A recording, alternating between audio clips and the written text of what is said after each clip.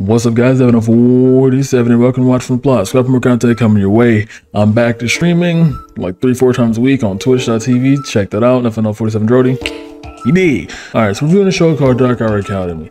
And I've noticed as I've been researching and compiling all my evidence for these shows that I have watched a lot more shows than I thought I did before I even started the channel. Because I stumbled across 3 or 4 of them that I've already seen that I've been trying to make reviews about, but I couldn't because... So with that in mind, I'm going to try to, make sure it steers a more, not a wholesome light, because I haven't reviewed wholesome shows, but a more light where I can actually talk about it without fear of repercussion.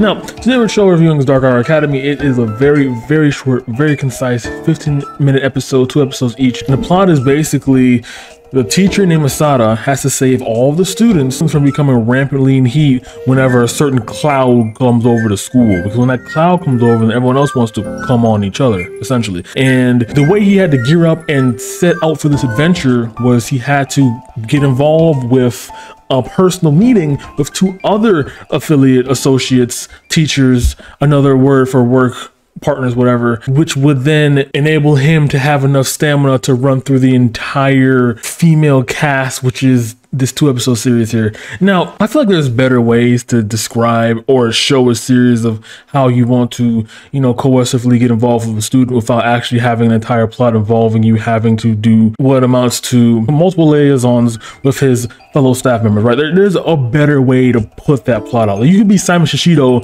where you just pull up one day and say, boom, I have hypnotic powers, you have to obey me. Or you could be Taku Kaiban, boom, I have black men, obey me. You can do that instead of like having this supernatural power which goes, ooh, if they don't coagulate with each other's cells and they're gonna keep doing this until they magically combust, ooh, like you can think of something else. But they go this way, and that's basically what's going on with the entire series. And it goes to the point where episode 2, right, where it has this massive cliffhanger where every single student just going at it like in this just disgusting mess, this cluster, the cells going everywhere. Right, and you have one of the teachers, her name is Eli, just sitting there watching it all happen, and then she's doing it in an ominous aura, assuming that she either planned this out or wanted this to go further, essentially. And we never know what happens after that because this comment suggests borderline what most people feel in the series. I'm literally going to stab whoever came up with that cliffhanger. There hasn't been an episode in over 2 years, and I doubt there will be one. He said this 28 months ago, and this series was made in 2017. So yeah, he's probably right. He said that 2 years ago about it. 2 years. It's funny. It's a double entendre upon double entendre. Now the question is, I've been thinking about, is this technically a violation? Would this fall under the whole non-Christian playlist I have going on here, right? I would say yes, because of this fact alone. Even though there are instances where the girls wanted it, they only wanted it after the cloud has worn off, because apparently the cloud that clouds the minds of all the students, which then makes them want to cope with every single person that exists, only lasts for 1 hour at a time.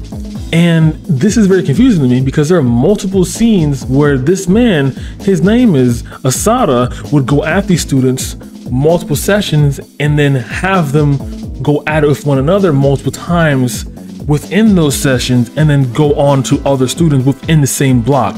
So he's doing like hour-long sessions within an hour time frame with 4 people within an hour time frame while the sunlight's still up. So like time doesn't exist in this period whatsoever. Maybe he has some mysterious powers that allow him to just pull a Dio and rewind time or suspend time whenever he's trying to go in. This is so...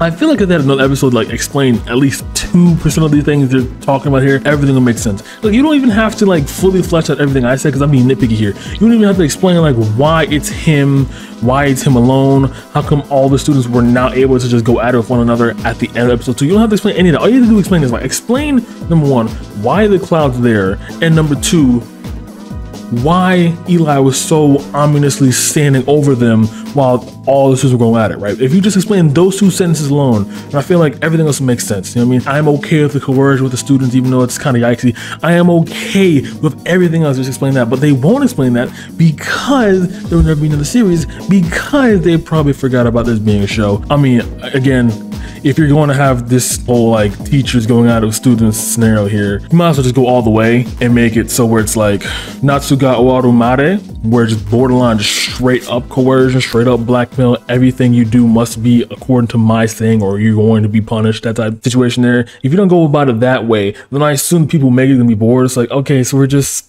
watching them go at it again when this cloud is over. That's okay. When I say bored, I don't mean essentially like bored of drawing it because it's still like, but I mean bored in the sense where it's just pointless. Like, just go all the way. Just peel the band-aid off. Just do it all, bro. Just put alcohol in the wound and have a tentacle just go in that wound, drive in there, drive all the blood cells out, and then suck them dry. Like, just do anything. I never criticized the show for not being edgy enough, honestly, despite what these type of shows entail. But I guess this is one of those because it's so short. It's a cliffhanger that makes no sense, and also it's just bland.